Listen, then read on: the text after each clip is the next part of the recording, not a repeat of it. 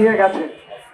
নবনির্বাচিত সরকারের মাননীয় প্রধানমন্ত্রী সবার প্রতি আহ্বান জানিয়েছেন রমজানের সবাই থাকবার জন্য। আমরা দেখছি বিপুল ভোটে নির্বাচিত এই সরকারের আহ্বানও জলাঞ্জলি দেওয়া হচ্ছে।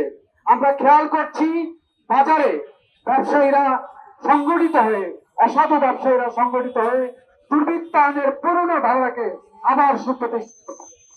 তারই ফলশ্রুতিতে সরকার দায়িত্বে নিয়োজিত একজন সরকারি কর্মকর্তাকে যেভাবে নাজেহাল করা হয়েছে, যে সিন্ডিকেশনের উপস্থিতিকে সোশ্যাল মিডিয়ায় আমরা উপস্থিত দেখেছি, আমরা আশঙ্কা করছি যদি ব্যবস্থা না নেওয়া হয় অনতিবিলম্বে এই সিন্ডিকেশন গোটা দেশের বাজার ব্যবস্থাকে বিপর্যস্ত করে দেবে।